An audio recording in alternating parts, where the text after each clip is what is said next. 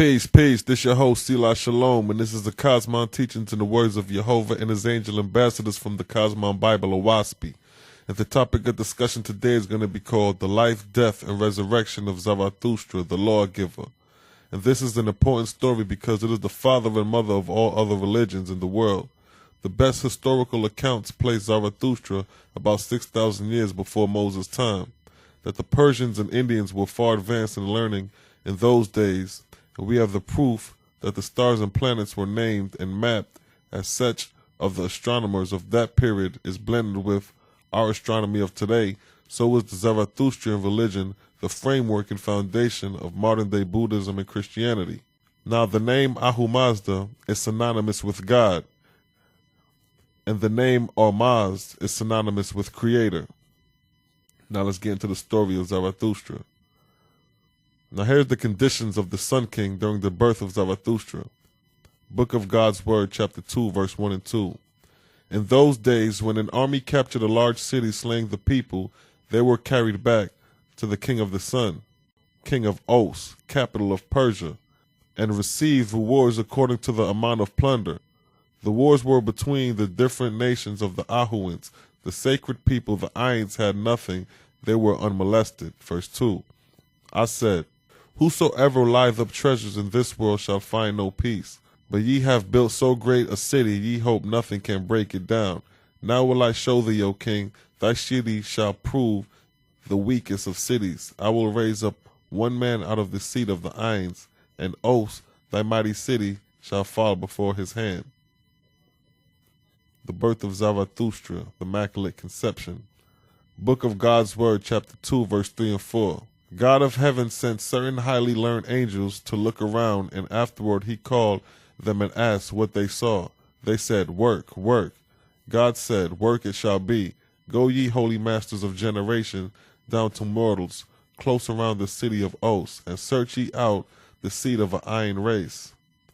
And by inspiration lead them to the fairest daughters of the Ahuan in the city of Os, and they shall be tempted, and the quickening fruit shall ripen in the city, sons and daughters. And again go ye to the Ayins, and by inspiration bring others, and have them tempted by the improved seed. And yet again repeat this method, and in 6 generations ye shall raise up a son having the gifts of Suez and Sargas, and ye shall call him Zarathustra. Sargas and Suez is having the ability to hear and see spirits or angels. Verse 4. The angels who were guardians over mortals for such purposes went and accomplished what had been commanded by God. And the child's mother's name was Tuchi, and the father's name was Loab. Tuchi was Suez, her born herself, capable of seeing and hearing the spirits, and was born by Samoan, an angel, obsessed before she conceived. And during the time of maternity, not suffering to wake from her unconscious trance, and by the angels, her soul was often taken to high heavens to behold its glories, and then to return and inhabit her own body. Thus the child was born of all light, and in that same day the obsession fled, and Tuchi proclaimed within the city that no man was father to the child, but that she conceived from all light, believing, because unconscious in gestation. Book of God's Word, chapter 2, verse 5 through 14, it states, verse 5, the learned men cast the horoscope, but found nothing in the stars to alarm the king or worthy of credence to the maiden's story. The angels went before God, saying, behold, a child is born capable of all light. Then spoke God, saying, I will come, go ye and lead the way. Verse 6. And when the child nursed, God spoke through the child, while its own spirit slept. Then again came the learned men, chief of whom was Asha, son of Zista, learned in 1,000 stars, and in all living creatures, and in bones of animals no longer living. So Asha spoke to Tushi, saying, can thy suckling talk? Whereupon God answered him, saying, verse 7, not the child, but I, even God. Think not, O man, these small lips are the words prompt by this child's soul. I am come to stay the cruel hand of war, to make man know there is an unseen master. Behold, this child hath no sex. he is an Aisu, a passionless birth. Verse 8. To which Asha said, Can it be this woman hath a man hidden under her cloth, and hopes to invade the just punishment of the king? O thou, O harlot, that told a shameful tale of conception without a man, thy lies are now added to others to make good the first. Out of the city, wretched, O thou shalt be stoned to death, and thy child with thee. Verse 9. Tucci made no answer, but left with a flood of tears. Then spoke God, saying, Hold thy hand on these lips, and perceive thou how I gesticulate with these little hands. Yea, take thou the little form in thy own arms. Verse 10. Then Asha fared, but faint would hide his fear, and so took the child. While God spoke, saying, O man, that thou could behold the spirit, and would tempt thy judgment down to patience and wisdom. Verse 11. Asha said, If it be true, thou art the God of the Ahuans, of the Ahuan race, why hast thou come in so questionable weakness? What can a child do?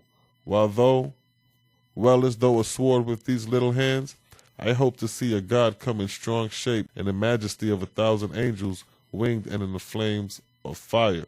Verse 12. God said, My wisdom is not man's wisdom, my weapons not arrows and sharp swords. What is great in man's judgment is nothing to me, and what is nothing to man I will make great. For I shall overturn this mighty city, because I come in peace and love, and the city shall be divided man against man, and bloody war run riot in this walled city. Verse 13. Asha said, To what end art thou come? For if it be true thou art a god born in this questionable shape, thou hast some motive more than to overthrow this town. I charge thee, then, most precious youth, tell me what thy purpose is, that justice may be done. Verse 14. God said, The city of man are as nothing in my sight. I come to teach man of other worlds, and that the souls of the righteous shall live forever. I come to deliver man from darkness into everlasting light. Book of God's Word, chapter 3, verse 2 and 3. Now Asha went direct to the king, and related what had transpired.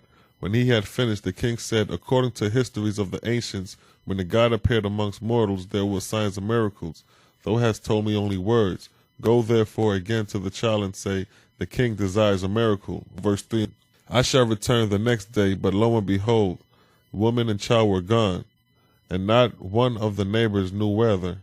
Asha said, If I go before the king with this story, he will have me slain as an inventor of lies. So he returned not to the king. Book of God's Word, chapter 3, 4 through 7. But where Tushi, the mother of Zarathustra, and her child dwelt, there came a maker of songs by the name of Shojan. And he spoke to the virgin, saying, Where is the child? She answered, He sleeps in the rack of hay. I will fetch him. So she brought the child from its bed of new hay, fetching straws with its mantle. Neither had the straws roots. Verse 5. God spoke through the child while its own spirit slept, saying, I came to thee, O Shojan. I brought thee hither, for thou shalt frame songs about the virgin's baby. Shojan was affrighted, but nevertheless he said, Can it be true? In this enlightened age, a miracle shall I talk to thee, O child? Then God said, verse 6, Behold, thou speakest not to the child, but to God. Take these straws to thy writing box, and plant them in new earth, and in one day they shall grow and bear ripe wheat. So Shojan departed and planted the straws, and in one day they grew and bore ripe wheat. Verse 7.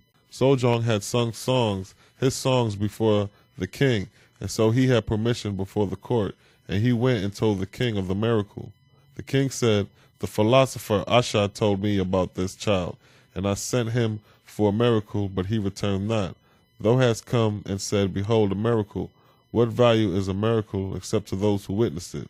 Shall the king take a thing in belief only? Is not belief the fruit of darkness? Go therefore again to the child, and bring it before me, that I may see with my own eyes. Verse 8. Shojan returned to the place, but lo and behold, the virgin and the child were gone. Neither knew the neighbors whether, but she was concealed in another part of the city. And now there came before her